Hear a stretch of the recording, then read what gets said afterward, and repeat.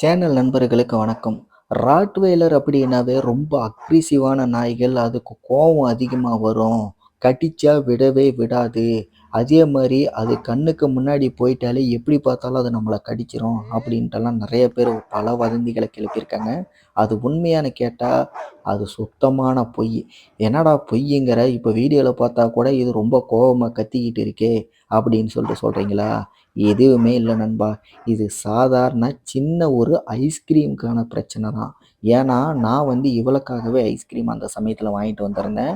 அந்த ஐஸ்கிரீம் அவளுக்கு காட்டிட்டு நான் என்ன பண்ணேன், நான் சாப்பிட்டுட்டேன்.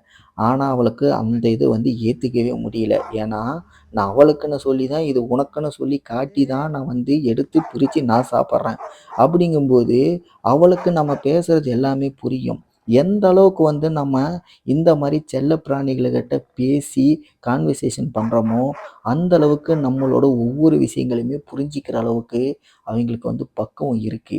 அந்த மாரி தான் பார்த்தீங்கன்னா, எவ்வளோ பெரிய அக்ரிசிவான கோவக்கார நாயா இருந்தாலும் கூட, நம்மளோட பாசத்தால நம்ம வளர்த்து அவைங்கள வந்து குழந்தைகளா மாத்த முடியும். அந்த மாரி ஒரு முரட்டு டம்மி பீஸு குழந்தை அப்படின்னா, அது இவள தான் நான் சொல்லுவேன். ஏன்னா, நான் வந்து ஏற்கனவே பொமேரியன், கோம்பை இந்த மாரியெல்லாம் நெறைய வளர்த்துருக்கேன். அப்படி இருக்கும்போது எனக்கு வந்து ராட்டு வந்து ரொம்ப கொடூரமா சொல்றாங்களே! அவள எடுத்து வளர்த்தே ஆகணும். அவைங்களோட குணாதிசயங்கள் எப்படி இருக்கு? உண்மையிலேயே அவைங்க சொன்னது பொய்யா?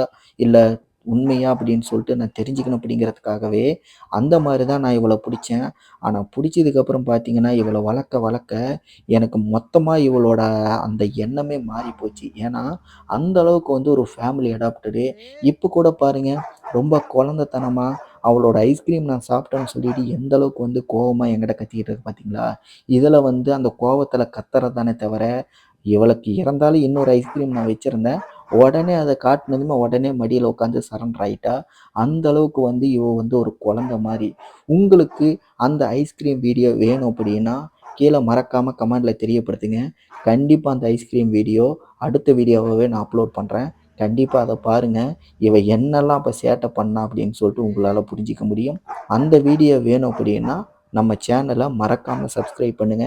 இன்னமும் பார்த்தீங்கன்னா, ரோசி சம்மந்தப்பட்ட பல வீடியோக்கள், ராட்வைலர் சம்மந்தப்பட்ட பல வீடியோக்கள் நம்மளோட சேனல்ல போட வேண்டியது இருக்கு. இவைங்களோட உண்மையான குணத்த பத்தி நான் வளர்த்தவங்கிற முறையில என்னோட அனுபவத்தில சில கருத்துக்கள நான் சொல்லலான்னு இருக்கேன். உங்களுக்கு பிடிச்சிருந்தா மட்டும் நம்மளோட சேனல சப்ஸ்கிரைப் பண்ணுங்க. அடுத்த வீடியோல நான் உங்களை சந்திக்கிறேன். நன்றி, வணக்கம்.